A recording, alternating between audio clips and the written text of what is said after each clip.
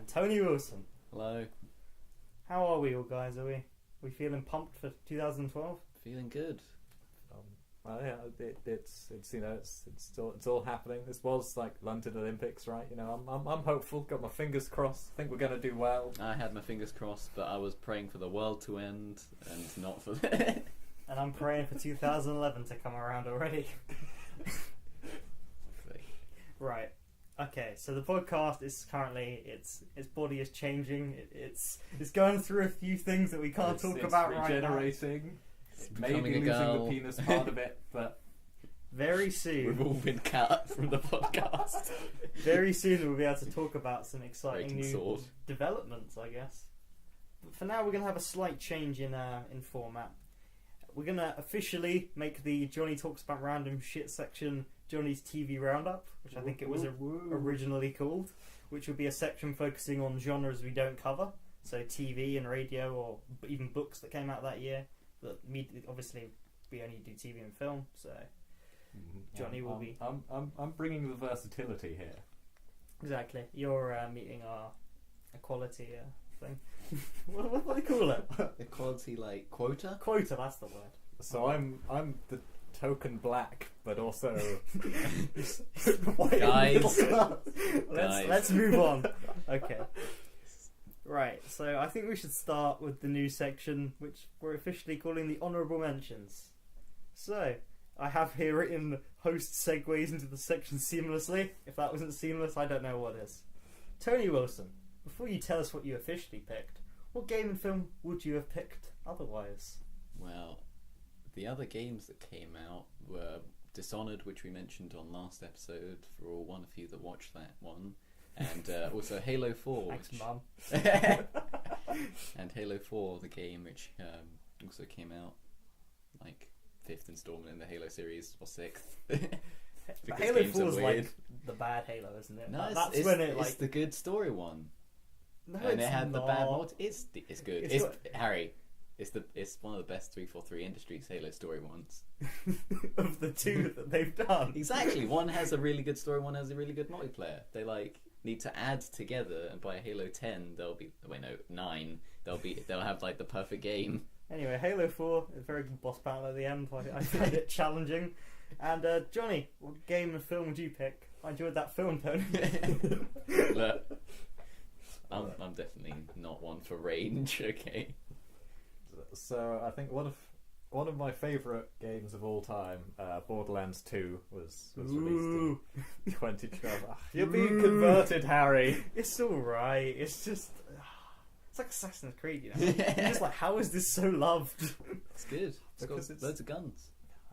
It's hilarious, fairly unique. It makes so many references, doesn't take itself seriously, but at the same time manages to have an actually interesting plot and a good bad guy. Caught in a time loop to the Tales from the Borderlands episode. Ooh, look at that foreshadowing. So subtle. You're like JB Priestley. Priestley. For fuck's sake, I was saying that. Jacob Bean. Alright, enough about Jacob Bean.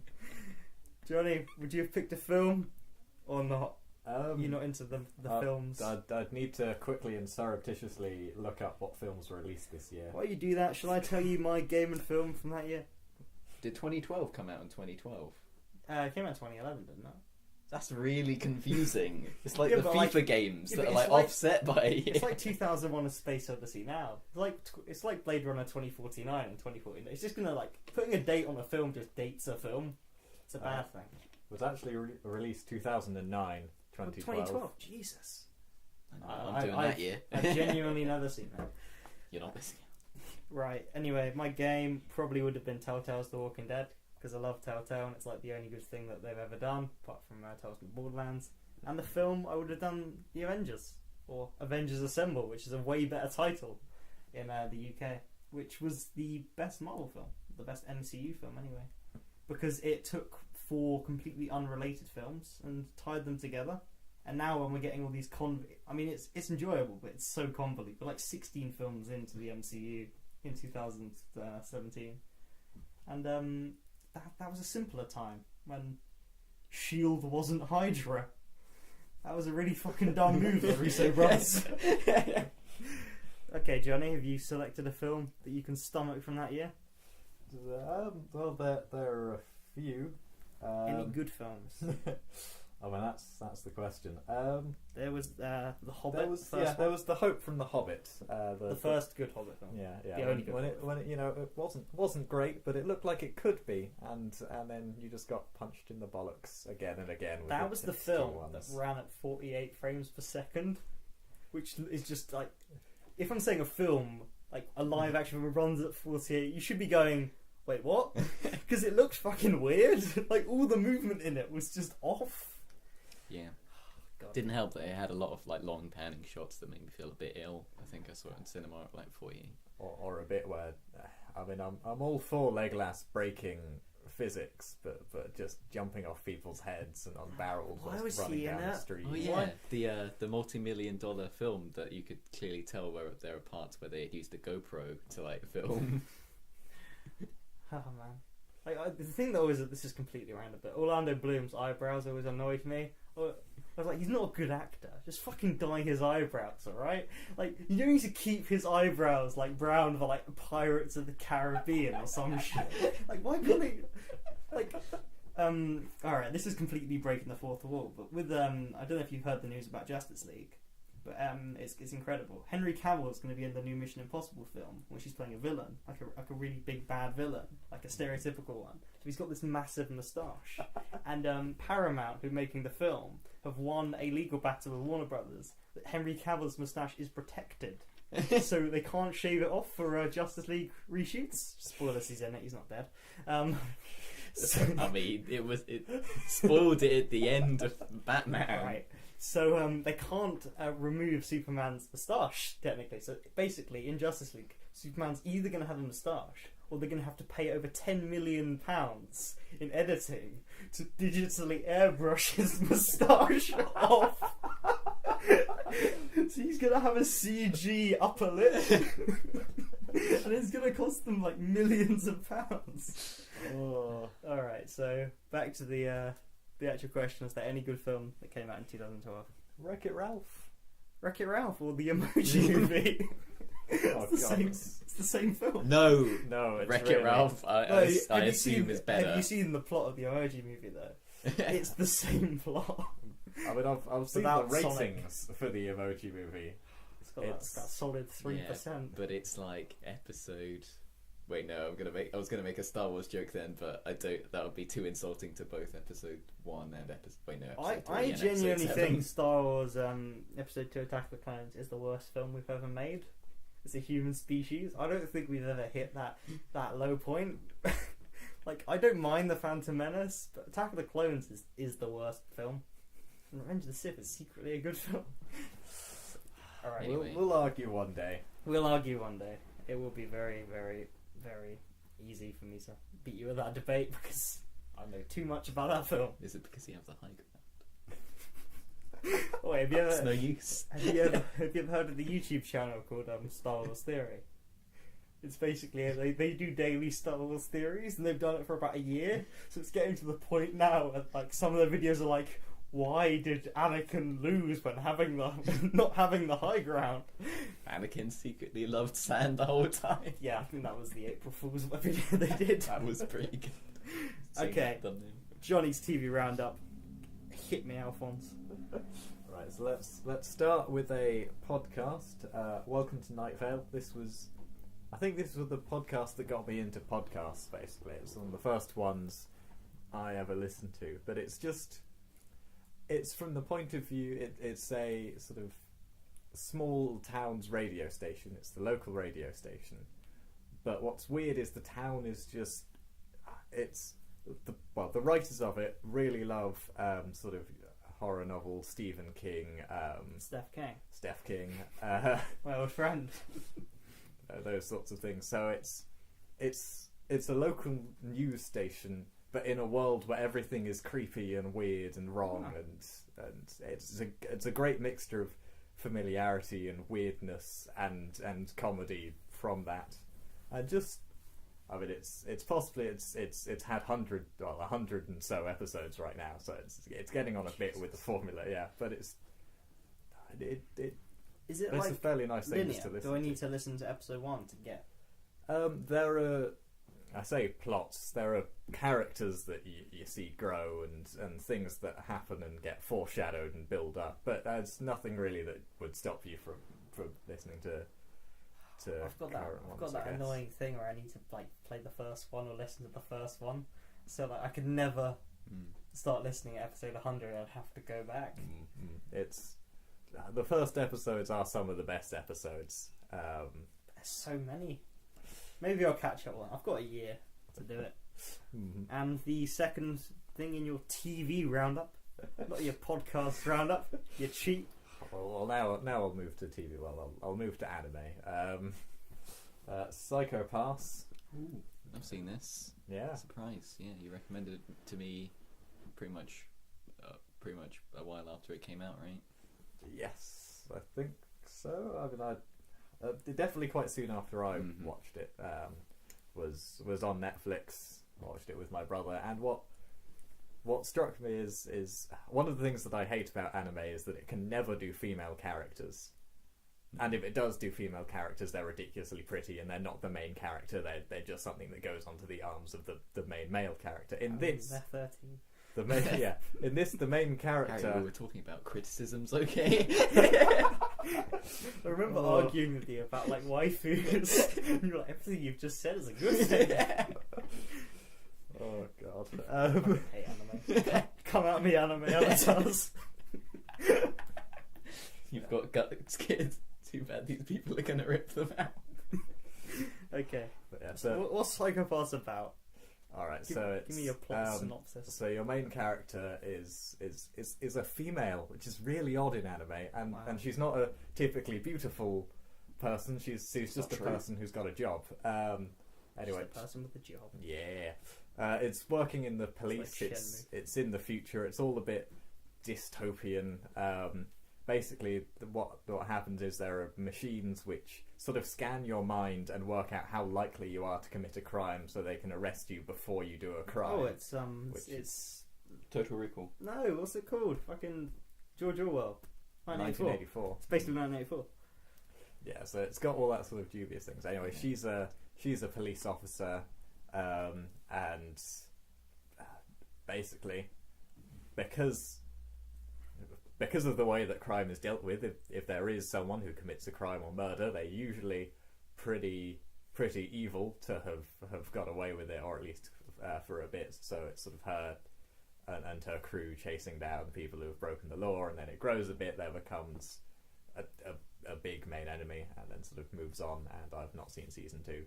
Season 2 is pretty good from what I've seen. I mean, I like the first season more because it tells its own sort of like complete sort of story, and season 2 is more like, oh, I guess we've got a really cool franchise, let's continue it sort of thing. But yeah, I definitely recommend it. Do you know what doesn't have a second season? Looper, because it's a film which you selected. Tony, tell us about Looper. Smooth. Looper, seamless. Another sci-fi sort of futuristic setting in a world where you like those. I do. It's almost as if I'm trying to escape the present in some way. Anyway, Still haven't seen Star Wars. I've seen episode 3 and episode 7. You've seen the best ones. It's set originally in 2049, where in 30 years. That's Blade Runner. Wait, no. Blade Runner 2049. I'm pretty sure that's also the year that comes up at some point. Anyway, 30 years from that point in the future, time travel will have been invented, and basically, because in the future these crime boss dudes, it's really hard to dispose of a body until plot reasons say it isn't. To dispose of a body, they send it back in time so someone can kill it and so dispose the body. They're called a looper, right? And the deal is they shoot the body that's still alive, becomes a corpse, dispose of the corpse. And the deal is that after someone's been a looper for 30 years, they send their future self back in time to get killed by their past self. Close the loop. Yeah, closing the loop. Like you're sewing. And this is the story of Bruce Willis's loop not being closed and going wild. What's the character's name? Joe. Joe. That's really confusing because the actor's name is Joseph. Yeah, so what did you all think of it? Because... Do you want to start? I think we should start with your sort of review. Okay, review. And we'll move on to our own, and then we'll have a fight for 10 minutes. I think it's pretty good, you know. I think I like the sci-fi setting, but I'm sure you will have your problems because I originally watched it, you know, when I was 12 or around then because it came out in 2012. And so looking back on it, you do realise that a few things are inconsistent, like the fact that the superpower that's introduced is like some people are like TK, they can flip coins, and you're like, huh, I guess that's a thing, and it forgets it for like the entire middle of the film, and it comes up at the end, right? Because the sort of overall plot is that it's this story of like coming back, trying to kill the guy who's the Rainmaker, and what his deal is that he's controlling all the crime bosses and he's evil. And I think the story is almost a weird play on the would you go back in time and kill Hitler as a child? It is. I was just thinking this is the baby Hitler question. Yeah, except there are three people. One of them could be baby Hitler. Do you kill all three of them? And it's interesting. And you know what? you ever seen the video like Ben Carson's getting asked? He's like the most anti-Hitler and anti-abortion candidate. It's like, would you abort baby Hitler? Anyway, that came out of nowhere. It's just the best like 10-second video if a journalist shout questions at like someone at an airport. Would you abort baby Hitler? Alright, back to the plot of this film. It's quite alright, to be honest. Yeah. It's a critically acclaimed film. I definitely watched it because it was, you know, getting rave reviews. 5 stars all round where I was looking. Probably an average of like 8.5, 9 out of 10. Yeah, I think on IMDb for just normal people rating it, it's like 7.4, but for actual critics, it's 84 out of 100. I can see why, because if you're a critic, you have to watch a lot of shit, and you must be like, "Oh, this is so different. I love it." But if you're like a normie, as we're gonna call them, a Seville, you watch it and you go, "It's got problems," which I definitely found the film had. Mm-hmm. Yeah, but yeah, I liked it. I think it does that sci-fi setting pretty well, you know. Except it's like sort of in the, I don't know. Yeah, right. It's got a neat aesthetic to it. That's what I want to say. It's sort of I found personally that the world was interesting if it was more fleshed out. Yeah. Like my main grievance with it is the fact that it doesn't work as a 2-hour film. I think an 8-hour sort of TV, a 7.5 hour set. How long a Netflix series is the 8 episodes? 7 hours. 7 hours of TV fleshed out, more developed characters. Could have been really like interesting, and like probably would be the 8, 9 out of 10 sort of ratings. Because like I don't know, Emily Blunt's in this film and she's fucking terrible in it. And like she's a really good actress. Like, how have you got such terrible performances out of your great cast? And it's because you don't spend enough time with them. Yeah. That's the problem. I mean, I'm definitely more on the side of wanting things to be stories to be condensed rather than to be fleshed out. Yeah, but if you're introducing a whole like world which has this like time travel mechanic and it has its own economy and its own drugs, I think it can be done. I mean, you know, it's just like it's literally like, oh, I guess it's a drug. Everything is surface That's all level. you really need to say. They touch upon things and just never develop them. Yeah, which is why I quite like some of the moments. So quite like when the character plans to go to France and is talking to someone who's come back from the future, and the person in the future is going, "No, don't go to France, go to China." I'm from the future. No, you want to be in China. And that's quite nice. Sort of builds it up a bit. Great moment from fantastic villain played by Jeff Daniels, the least threatening man in the world. I guess that's. I want to think that's part of his thing, but then it's also not, because he does just hammer a guy's hand in for no reason. Yeah, exactly. It's all a poor Kid Blue. Kid Blue. I would actually say that I did skip that one hand hammering scene because I'm a bit squeamish. I watched it when I was 12 and I didn't watch it when I was like 17, so I don't know what that says about me. Johnny, what did you think? Yeah, I think it's good. It's got its problems, but it's a nice idea. Definitely worth the watch, I'd say. I'm glad to have seen it. It's a good idea, and it's nice in the way that it's treating time travel differently. Yeah. Yeah, I like the fact that they acknowledge how fucking annoying time travel is. Like, time travel always annoys me because I can never understand how it starts. Because I'm like, alright, I get like this whole thing, but how did it start in the first place? Do you know what I mean? Yeah, it's like a circle. It has no beginning, Harry. It's like a loop. But it also needs a beginning to like be plausible. Oh, time travel is confusing. But I like, there's like a line from Bruce Willis about like, if we're talking about time travel, we'll be here all day, which is true. That's why it doesn't, and we won't. There's really interesting thing of how it handles time travel. Is that if someone in the future, if something happens to their past self, it instantly happens to their current self, and so it sort of like updates it, right? Like the person's body almost like refreshes in a way. So I'm not sure the physics of a film, but basically there was just a really cool scene where a guy was getting, his past self was getting tortured, and his fingers were disappearing, and he was just like looking at his hand, and they were just like almost like he was counting negative numbers, you know. Some good maths in this film. That was. Speaking of maths, there's We actually a won't get really to the kid interesting point where they talk about how the loopers, right, because they know that when they sign the job they're going to get offed in 30 years. They say they're not the most forward-thinking people. There's a scene at the beginning where he's at a queue to cash in his silver, right, because they send the dead bodies back with silver strapped to them. That's how they get paid. Which is really fucking cool. Yeah, it is cool. Yeah. And then there's the gold, and he turns around, and it's good. Anyway, there's a scene where the person ahead of him cashes in 4 bars of silver, and and the lead cashes in 2, right? And then it shows later on that's like the guy saves half of his silver. Oh, yeah. I thought that's like a cool, shows that this character's a bit different, a bit more forward thinking, a bit more conscious of his own life in a way, which might play into his not willingness to shoot his own future self. Then you also see that he runs out of that money after a few years, and then sort of falls back into a not terribly great life. But one of my problems is we get that sort of 30 year strip sort of leading into the future, and I don't mind that we don't really see much about how the future changes, but the thing is, I can't see why 30 years in the future, why it was that time machines got invented then, or I can't see what it means that it's now much harder to hide bodies. The Also, whole harder to hide bodies thing, I thought it must have been a Matrix style thing where everyone's sort of like, not in pods, but like, it's like everything's digitally controlled. So if someone dies, like it gets flagged up, and I thought it was going to be like that style. Yeah, some sort of everyone, because that's what I sort of assumed. All right, it's a sort of dystopian thing where everyone knows everything about everyone. Never touched on again.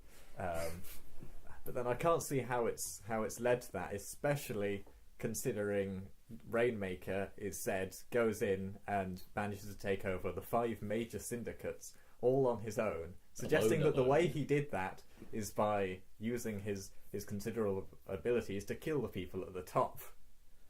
Kill.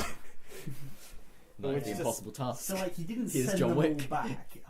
Yeah, I mean, I suppose maybe it's like a convenient thing that the I crime think they bosses wrote do when they themselves. can. They needed to give Bruce Willis a motivation. They were like, "Let's kill his wife." And they didn't think about the fact that she had to be sent back in time. So I think that's just an oversight, if we're being perfectly honest. Yeah. Can I split my review into 2 parts? Yeah, sure. With the good and the bad. And the ugly. There's no ugly. Okay, so there's prosthetics. I think you've covered. I think Bruce Willis. I think you've covered all. I'm just saying about Bruce Willis. How did he go from being really attractive to like really ugly? It's called age, Harry. Yeah, it I know, happens. but age hit him hard. There's also a really interesting thing about a good Bruce Willis film is a film in which he has hair, and a bad Bruce Willis film is a film in which he has no hair, apart from 12 Monkeys, which he shaved his hair for. But that is definitely, trust me, if you're watching a film Bruce Willis is bald, you're like, okay, this isn't one of his good ones. Think about all good Bruce Willis films. He's got hair. But even first 2 Die Hards, hair. Other ones doesn't have hair. See, source of power. it's the algorithm. It works. Trust me. I worked this out. Okay, so everything good we've basically already touched upon. I mean, it's good concepts. Joseph Gordon-Levitt starts being cool and then gets absolutely terrifying because of the prosthetics. I think we have to move on to the bad. Let's start with the prosthetics. I don't know if you've seen films with him in before. I don't. If you've spent 2 hours or 3 or 4 or 5 or however, if you've seen Christopher Nolan films, he's in most of them. Okay. You've seen a lot of time looking at his face on a big screen projected. You know what the man looks like. Then you see him in this, you're like, there's something off about him. I thought it was CGI, like Moff Tarkin in Rogue One, but it turns out it's just loads of prosthetics to make him look like Bruce Willis. First of all, he looks fucking nothing like Bruce Willis. Second of all, he was terrifying to look at. I had uncanny valleys for like 2 hours because of this decision to give him a different coloured eyes. Yeah, I've even written dodgy eyes down on my notes. He's a good man though, Joseph Gordon-Levitt. He has no charisma, so he could never lead a film on his own. That's part of the character of Joe. The Dark Knight Rises, he's a really fucking good supporting. Inception, he's so good as a supporting character. But if you watch Premium Rush or any film where it's just him, like on his own as the lead, it just doesn't work. Bruce Willis is good. I like Bruce Willis. He's a good actor, even if he's bald. Yeah. Harry's just like hates bald people. I hate Simon Miller. Simon's a good man. Okay, so yeah, Bruce Willis is alright, and as I said, Emily Blunt's not great, and she's a really good actress, so I don't know what happened there. Maybe that she had to play the most two-dimensional character of all time. Is she the... She's the one female character, Tony. I swear there's like two, though. There's the prostitute and the other female character. Yeah, that doesn't make this show sound like good. There's the waitress, there's the wife. Does she even great. have speaking lines? Fucking... Oh, no, she doesn't have speaking lines. The wife, which he's doing all this for, doesn't have a speaking line. It could be an interesting art point of view, you know. We're kind of looking at it through the eyes of the younger Joe, who doesn't know this wife. I mean, I'll admit, though, Bruce does a lot of good acting to make me actually care about that wife and his struggle, despite her having no lines. I quite like the flashback scene, apart from the 10-second bit where it jumps from Joseph Gordon-Levitt with long hair to Bruce Willis with long hair, and I was just laughing. It's like, how did he turn into a potato in like 10 years? What happened? He's just doing meth Drugs. for a solid 10 years. Drugs. Alright, okay, I think we have to address the elephant in the room. That the poor child that is said to turn into the Rainmaker. Okay, I don't know about you two. There's a little indie film called The Phantom Menace.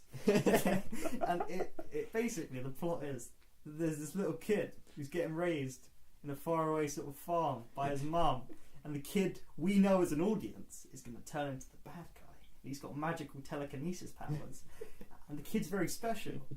And you're meant to see that this is a nice innocent kid, but the kid's also going to be turning evil.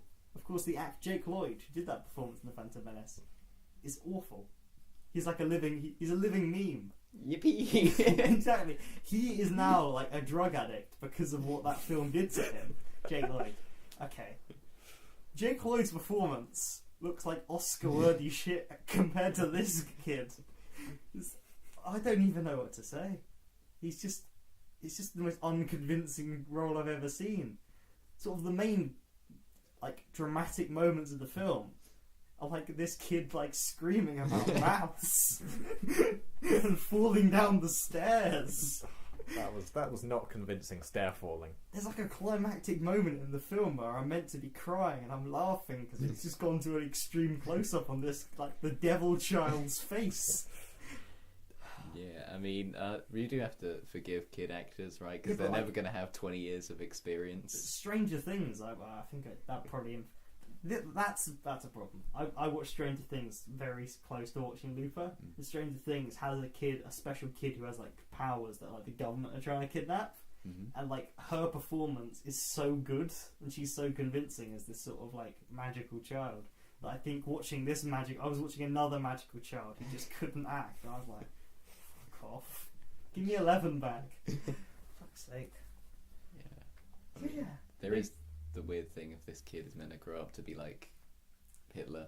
So I quite like that idea. Have to see that. And the final sort of like monologue that Joseph and Gordon-Levitt gives like is quite cool. Yeah. And like, if it had ended the second he shot himself, it would have been way fucking better. Oh my god! It's got the annoying, like the film Seven has like a really good like ending, but then in post they're like, fuck, that's too depressing. Add a monologue on. It's It's like an extra minute you just don't need. Like, just fucking... You need to end your film, like, in a way that's gonna, like, hit the audience hard. And that really would have done if they hadn't have had the close-up of the kid. I probably wouldn't have been laughing as much. Yeah. And even if the kid had been, like, as good as you wanted him to be, that one, like, sort of music beat, it did just cut back to his face like one too many times. I'm like, are they doing this seriously? Because I've seen this been done as like a parody like too many times, the deep note and like cut to someone's like intense close up face. I don't know. But yeah. The whole TK thing as well was just, I don't know, in a 2-hour like sci-fi film, it's obviously going to be a plot device. It was quite heavy hand. Like I would have liked it if they hadn't have made a big deal out of it like right before he fell down the stairs. They spent about 5 minutes going like, "Oh, you got TK." It's like a really unnecessary conversation. Just the build up to that scene just sort of annoys me because, you know, she's there lying in her bed. There's this strange man with a gun perfectly capable of killing people that she knows, who she doesn't want anywhere near her child, and has said this, is just lying there going, "Shall I masturbate? No, I've got a man on call." No! Fucking using the kids' toys like what do they call it? Booty call, like machine. That kid just helped his mum got laid by the also by like giving him that toy. The annoying thing of like he doesn't believe she's her mum because like the aunt that raised him didn't just ever say to him, "No, I'm not your mum." He was probably like one. But she should have just said no. Also, okay, final point. You know, when the first sort of 30 seconds of the film are quite good at establishing the main character. He kills that guy the second he teleports in. He kills everyone the second they teleport in. He doesn't even look at them. So why doesn't he just kill Bruce Willis the second? He's in a different pose. Alright, he's slightly late and he's got no mask on. But surely, like, the second he would have teleported, he would just go like he always does. I didn't sort of believe that he would have taken his time. I want to just go up to a looper who's like preparing for their like guy to come in and just like pop like a paper bag next to them. They'd be like, ugh. But you can see though, because we get two versions. We get the Joe in which the Joe that comes back is tied up, and that's just gone in a second, and then he realizes.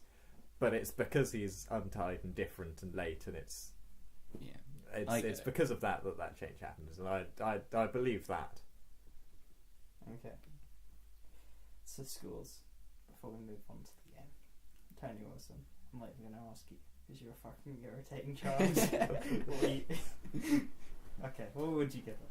Well, I was gonna give this a different score, but then my future self came from the not so distant world of 2074, and he told me, "Tony, whatever you do, give Looper a 10 or the world will end." And I'm like, I'm afraid I have to save the world, guys. So I thought you wanted it to end in 2012. Yeah. You're contradicting yourself. I know. I've developed in those 4 years. I've seen plot holes in Looper that I will have to ignore to give it a 10, and I've grown. I have to save the world. It gets a 10. Jono. All right. Well, let's see. I'm caught, as I sort of usually am, between a 7 and an 8. That's basically like games journalism, though, isn't it? It's just like 7 or 8. 7's bad, 8's good. It's just like a binary, just like yes, no. I think the lowest. You're a gamer. Are we ever going to get a rating as low as 5?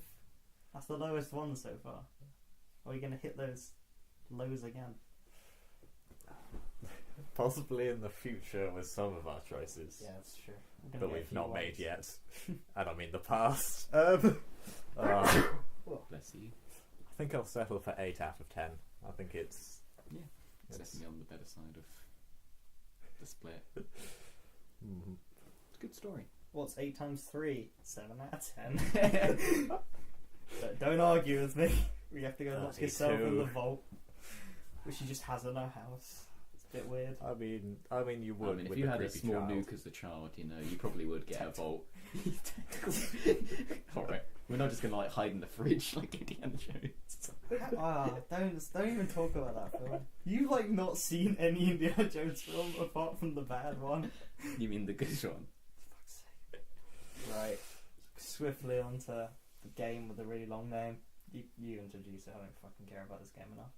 FTL, Faster Than Light. It's the roguelike tactical ship combat simulation game. Oh, real. Just the way you said ship. Alright, look, I'm trying to run a podcast here. I'm just a simple man trying to make his way in the living. And I really like it. It's a game that You'd hope so. You picked it. If you didn't like it,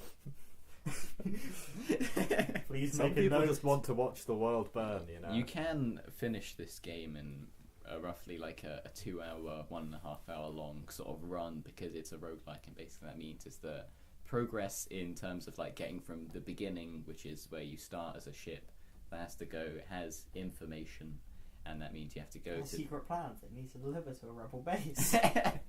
No, to the not rebel base, because the rebels are the bad guys Oh, in this. yeah. See, they've thought about this. Yeah. They've thought about this. Racist but humans.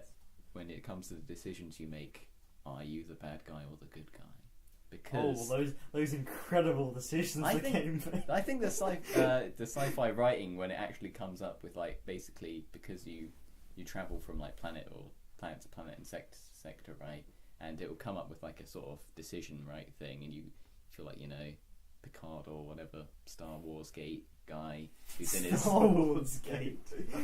Or Trek. who's in his Picard. who's sitting in his chair, and you think, oh, do I send my crew members down to investigate the giant alien spiders who are no joke, or do you just ignore it?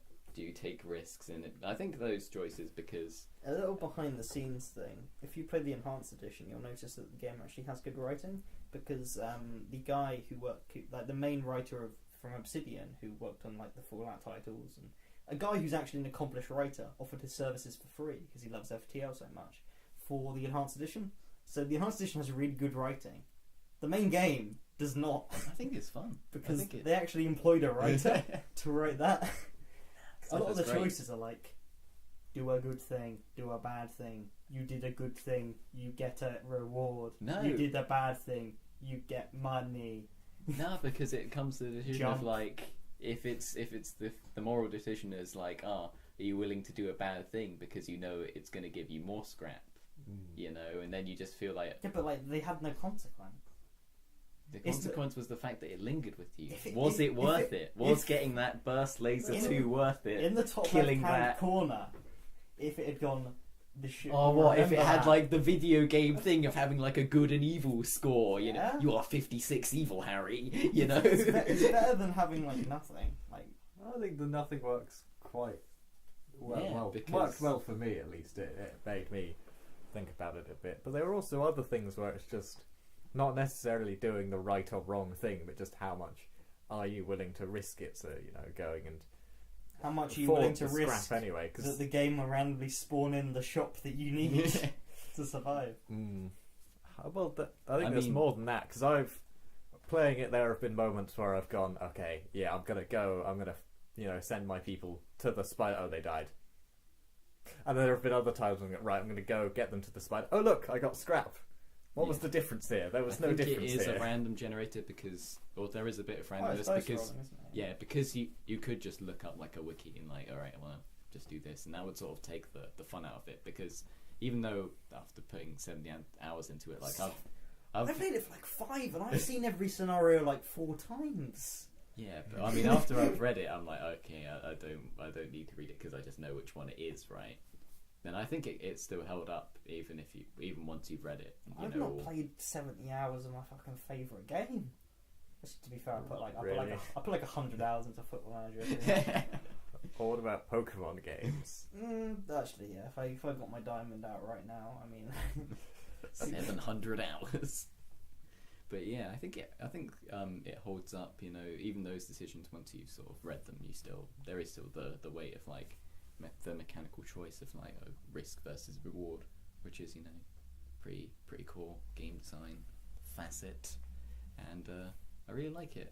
I think the reason why it holds up for so long is just because of the breadth of sort of ways you can like tackle situations. You can sort of decide to go and like, okay, I'm going to focus on a specific weapon type. I'm going to focus using this like subsystem because it's got this great like I want to say like RPG sort of leveling up style of like you manage ship power, you put your things in weapons and shield systems, and you can buy like drones and invisibility and cloaking.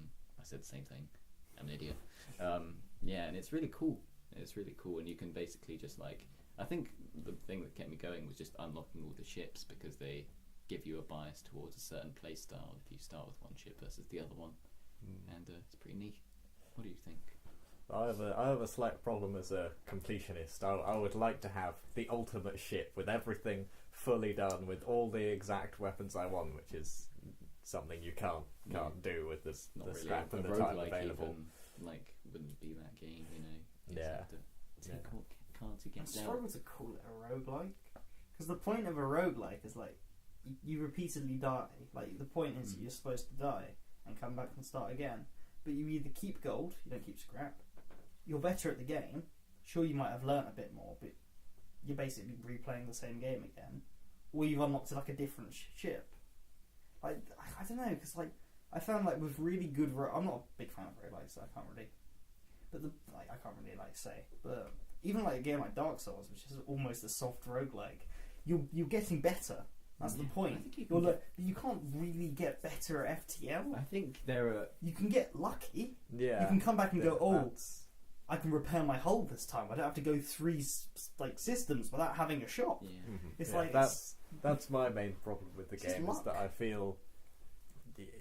Yeah, I mean there is a part of you that is getting better because you're learning that actually at some moments it's best to do this with the ship and I can actually do this if I'm fighting and look You're doing just this playing missile with this works well. I don't know, roguelikes are like designed so when you play it again, it's got a different twist. But this is essentially keep starting the same game again, except maybe you would have unlocked a different ship.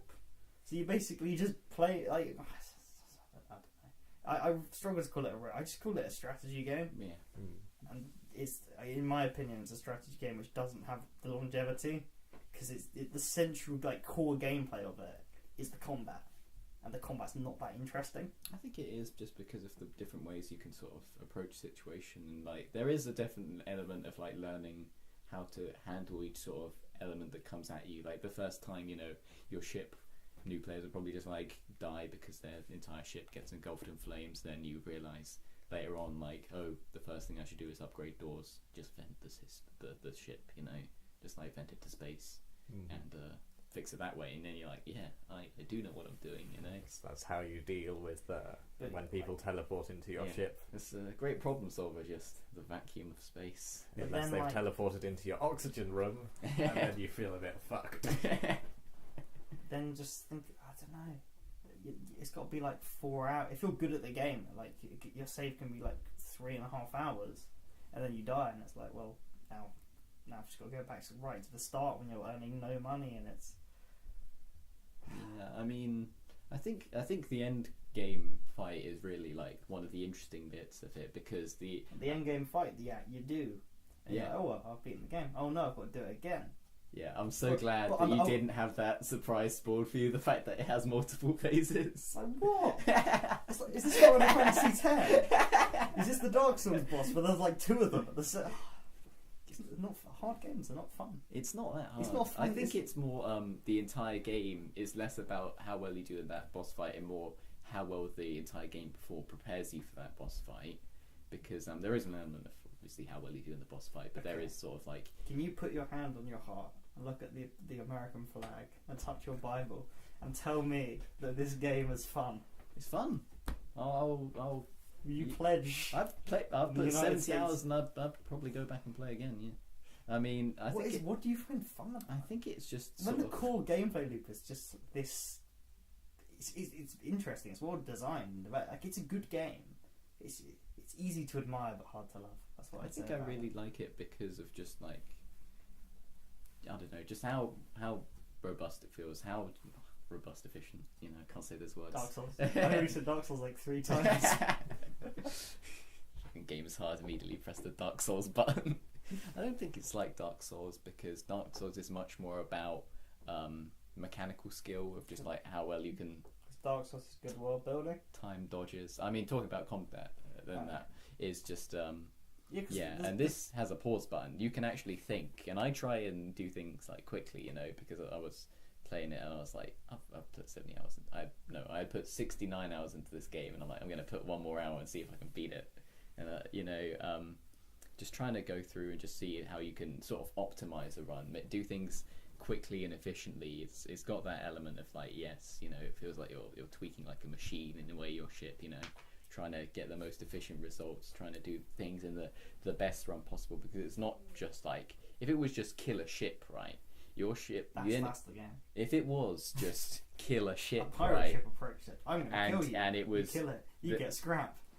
If it was just kill a ship, it'd be easy, because their ship is designed for one encounter and your ship is designed for the entire game, and so you have to be more considerate of, like, it's not just how quickly it's not just killing it, it's how quickly I can kill it, how little damage I can take in the time to kill it. And it's the moment of like, okay, I know, looking at the ship, like starting an encounter, making that decision of, can I take this guy, looking at his weapons that are like preloaded, and like, oh, it looks like he's got 2 damage worth of doing, so I can probably take that, right? I'll be safe for this fight, okay, yes. Or going into a guy and you're playing the ship that starts with no shields, and you're fighting a guy with lasers, and you just like, even though it's like a rebel like harming like some civilian trader, you're like, I'm just gonna leave, you know, and you just sort of. But like half the time you never get a choice. It's just like, you see a ship, I want to fight you. That man says, 1, fight the ship. You have to wait for your FTL to charge. So you can't even just flee if you want to. You have to. I mean, I can't imagine doing you can't really do a passive run at this game. You can. There is an achievement to go to Sector 5 without doing a passive run, but you do need to get scrap. So you do need to beat ships. And it is. I think the choice of to fight or not to fight is more. Can I delay fighting? You know, am I in a bad position to fight? And yeah, I don't think it's too luck based, because once you know, once you know what to look for, you can sort of make choices. Like, you know, different sectors, right? At the end of you can they have the codes, and the red ones have more shops, or sorry, more enemies, less shops. Yeah. Green ones have more shops, less enemies. And blue ones are Nebula. living hell. Yeah, so you'd be like, I don't want to go to living hell. Avoid those ones. I got like a map which had like 2 red ones. Like the whole thing was just green. So how did you not find any shops, man? I did, but I got bored of my playthrough and I quit. So I was like, this is fucking dumb. This game's. I'd rather be playing Football Manager. That's what I thought. I was like, if I want to play a strategy game, the thing that keeps me involved in strategy games is longevity. It's like, right, I'm spending all this scrap now because I know 7 hours of gameplay later, like, I'm going to make a profit on this. It's going to. Football Manager, you sign a 20-year-old striker, you think, I'm going to get 15 years on this guy. Harry, we know I'm this. Sorry, but you're in the wrong neighbourhood, motherfucker, because this is not football land. Any strategy game, like, you think, I'm going to invest in this thing because it's going to help me in the long term. If you went for the, like, I think it was like a crane that collects drone parts. Yeah. If you get that in Sector 1, it might save you a bit of scrap from having to buy drone parts, but the investment's never gonna. There's no payoff. I think the whole roguelike element of the game is the bit that annoys me the most. I think get rid of the roguelike, just make it a strategy game. It's like stretch out the sectors. There's more, and it feel more personalised. I feel like if you like had a reason to care about your crewmates, you know. Yeah, but then it would get to the point where, what would death mean? You know, what is the risk of dying if it's just you go back like 5 sectors? I think. Yeah, but then it's just like, oh, just go back 5 sectors. You know, having a different mode would be quite nice. So you had a sort of, you know, the main plot mode, which is the much more time pressured one. There is an endless mode mod. But the consequence of like death in games, like if the consequence of death in games is I have to do all this thing again, it's going to take me hours and hours. That's the bad. I think. That's like a 90s like arcade game. That's just like but that's the idea of like, I'm only playing this to finish it. Which, granted, we're in a review situation. We are playing this to finish it, but it's more like I was still having fun, you know, for the times even early on when I was just dying just because. The first like 3 hours are actually quite good. and you're like, alright, I'm learning, I'm getting better, and then you just sort of hit like a ceiling when you're not learning anything about the game anymore. You're just trying out different things. I wish there was more. I guess the advanced edition has more content, but still, it's just like more ships. It's not got like, even if you put in the Undertale combat system where you're doing something, it's just, I don't know, give me something I can do instead of clicking. I mean, I'm playing a PC game. You just click and press buttons. That's all every game is. You don't even press buttons though, you just click. You can hotkeys, man. Efficiency. But you can just pause, you don't need efficiency. Even if you take out pause, it becomes way more, the game just becomes twice as sort of gripping. Just remove the pause feature. Don't play pause. Just don't play the game how you want to play I don't it. want to put limitations on like how I play the game.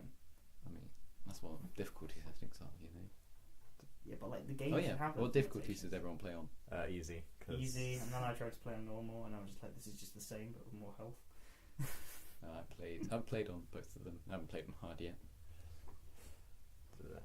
Yeah, just I remember something. The first time I beat the end boss, it was only because there was a convenience store in the end place. Yep. So between the first fight and the next two, I was able to drop off at the store and heal, and that's the only reason I was able to beat it the first time. I had worked my way, because I'd pretty much like, I'd fought around like trying to get as much money as possible for the final fight.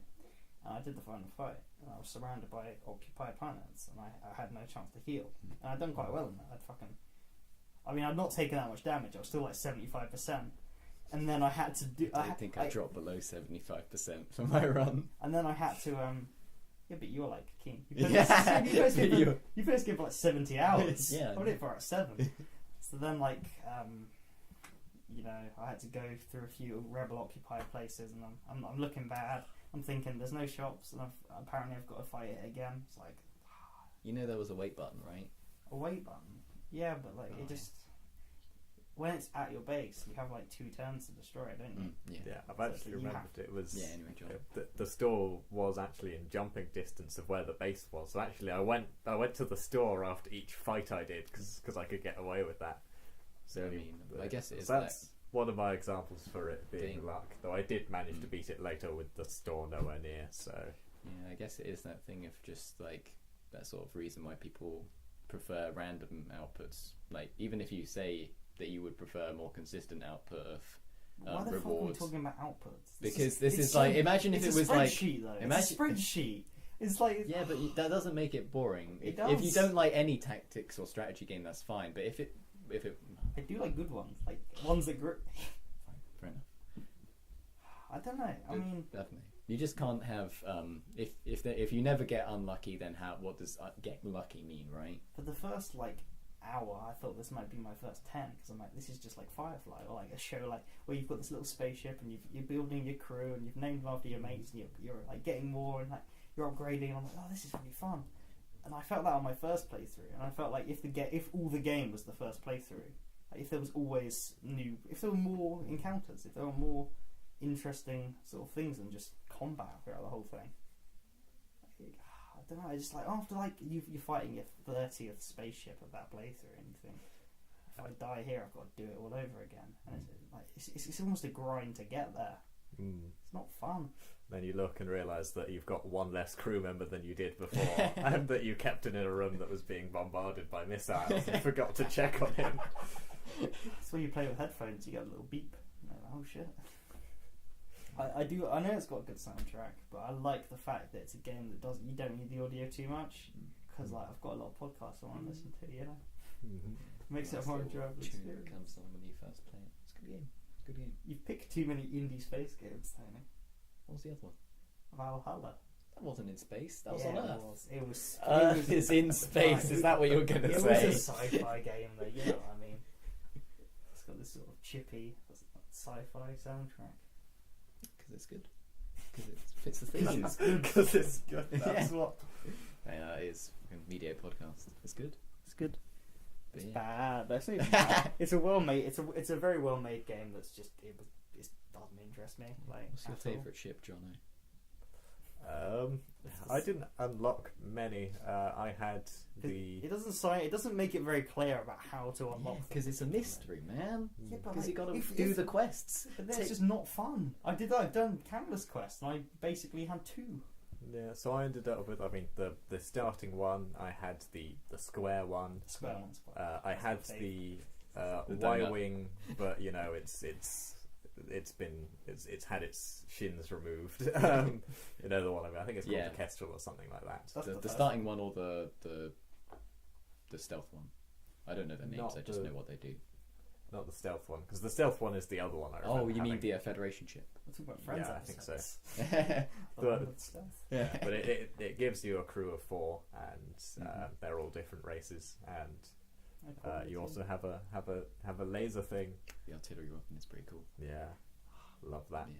Just when that, because on my favourite run through, I had that fully upgraded, and it was perfectly timed with other sort of laser things I had. So literally, I'd have to survive the first 30 seconds or so. I think that's 20 seconds maybe, and then just their ship would die, and that was fun. I guess if the game was easier, then moments like that wouldn't have any weight to them, because you I know, don't like have any weight anyway, because it's like, oh, I'm going to jump. Oh, it's another ship. I'm going to jump again. Well, there's no ship here. I've just wasted a bit of fuel. And sometimes, like, you'd end your run through because you wouldn't get to any fuel. It's like, what do you mean to do?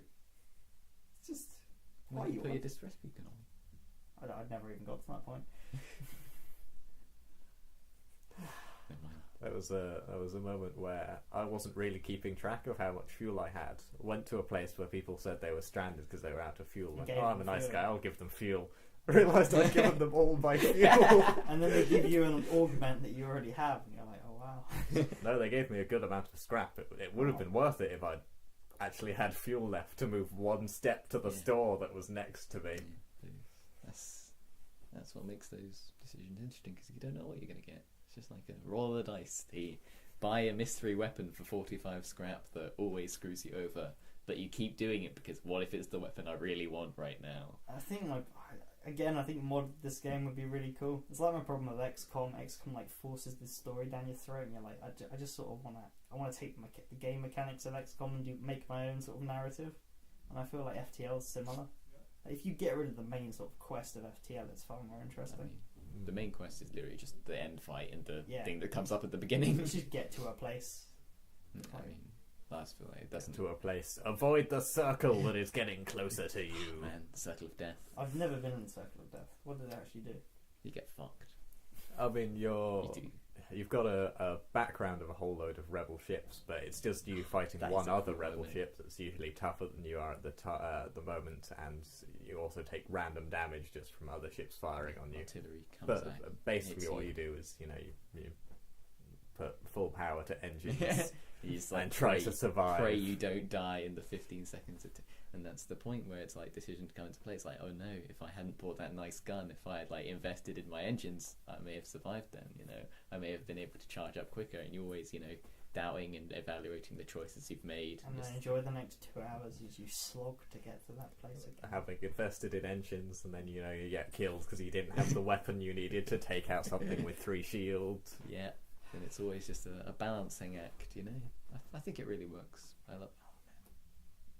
I think it just fills the role of just being a space captain dude pretty well. I really like it. And that way, without any future selves or alternate universes or whatever bullshit I can come up with to excuse myself to keep giving games a 10, because that's my thing now. And also, numbers don't mean anything.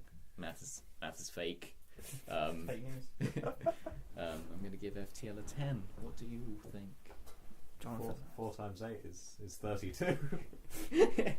Tony, have you got TK abilities? Alright, I'm straining really hard, but I think I'm just going to hurt my hand. alright, so it's a good game. You know, it's fun to play, but I've not really been tempted to play it again since. I think it's a run of the mill 7 out of 10 for a good game. I don't know. I think I've got to be harsher than you because you like it. You think it's fun. I think do like the game. It's a really yeah. good game, but it's just not fun. It's just like it's obviously well made. Imagine Chris Pratt staring at you and disowning you for Yeah, disliking this incredible Chris game. Pratt doesn't like fun. I guess possibly something that helped with me is that my brother has played it and he hasn't defeated the end boss. That's motivation right there. And I have at least twice. I might have defeated another time. I can't remember. And so it's brotherly rivalry will make me enjoy this game at any cost. And you still gave it a 7. I'll give it a 6 then. I would have given it a 7, but I feel like I have to like stand for something. You have to like it less than I do. I have to. It's almost as if numbers don't mean anything. It really is. Because you're just trying to balance them against every other person. Because if you're reviewing this game, like I'd probably give it like an 8 because I'd be like it's a really good game. You'll probably enjoy it. But your own personal experience isn't what sort of criticism is. It's you trying to. It's the only thing you experience. So yeah, but you can see things through other people's eyes. You could be like, I was completely offended by this, but probably half the fucking population won't be. So. Great. I'm going to give something that offends half the population like an 8 then, is what you're saying. Harry, what you do? Numbers are fake. But there are FTL things is good. That offend half the population that actually, is good. Don't do. I really hope it's not half the population, otherwise I fear for this country. Can we move on from FTL now? Do I have to spend more Alright, time? let's just wait for our jump drives to charge. God, Why didn't you fucking this invest is in fun. engines, Harry? This is your fault. Now I'm gonna click on all my men and put them in the med bay. To be fair, and though, wait 30 seconds and then return them to their positions and wait for my rock men to done slowly walk back to. Oh god, this what a great game is it? Could have got a clone bay and have it recharge every jump. Anyway. Yeah, but like, stop hiding the fun things behind like the huge paywalls. But like, if you want to have a fun feature, you got to pay 100 scrap. Meanwhile, healing your ship will cost 30 scrap, and you've got 100 scrap. What do you want to do? That's a decision then, Harry. Yeah, that's what decision. games are. Do you want to have to restart the game and play it in a boring way, or do you want to get the fun stuff? I mean, you say playing it in a boring way and a safe way, but if you had done that, you would have beaten it.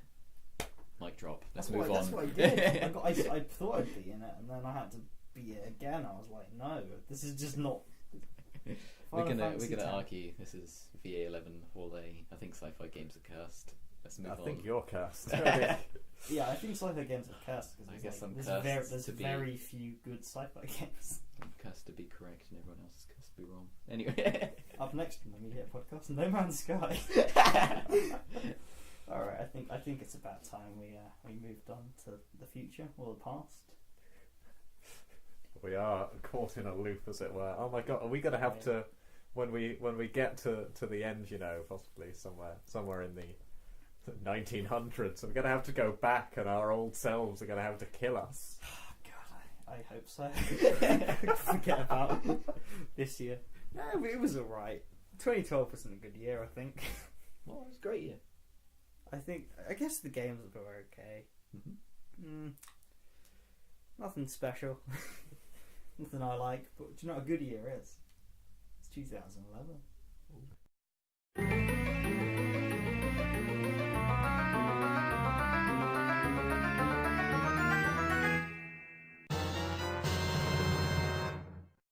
Which conveniently I'm also hosting. Dun dun dun. Think about that. Madness. Are we giving up on the wheel now? No, the wheel sound effect was in there. Did you hear it?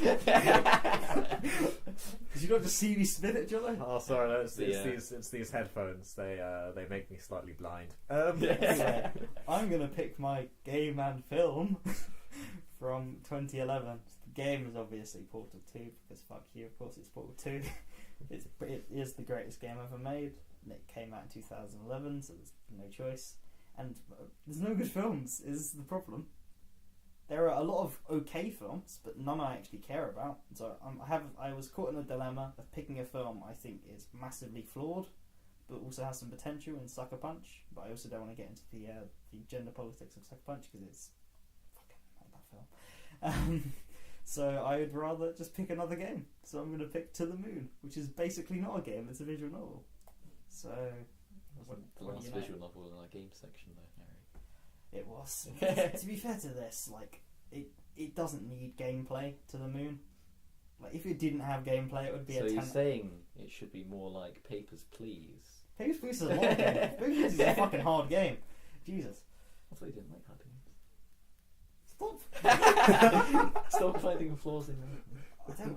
I mean, More hard games plot are alright. Papers, Please is a fucking good game. Anyway, to the moon, because it will make you cry if you have a heart, and if not, don't even think about coming back next month. Yeah, because also we couldn't escape confusing like time travel plots, so we're going for another one. It's not that. It's a story told backwards through someone's memories. I mean, it's not that confusing. It's like Inception, man. That's the wrong Christopher Nolan film. If you had said Memento, you may have been correct. Right. Have we had enough? I think so. We're going to need a year to heal these broken wounds and enjoy Portal 2. If you don't give it a 10, you can all get out. Well, I know what I'm giving it. Oh, could you imagine if he gave it his first ever, like... Incredible. He's walked away. So that's all, folks. We are Mediate Podcast, as you know if you're listening to this on YouTube, which is the only way to listen to this. At the moment. Don't pressure me. Let's keep it on YouTube. Let's No, let's come on, make Harry. let's make him Where look you at this can one watch image. podcasts like a Weirdo. like me. Okay, we need to move up into the big leagues. Anyway, I think the exciting projects and developments that are going to come within the next few months will move us into the big leagues. I mean, Sending is taking too long and has annoying children like Looper. So we do have some exciting things coming up. Would you agree, guys? all right. Let's tease. Are we going to tease? I can't tease. Cut the foreplay, Tony. We don't have enough time. We're already running over. Right. Good shit's happening, yeah? See ya. Anyone else saying goodbye, or...? Harry, we're trying to end on a dramatic moment like Looper should have done. I'm dead.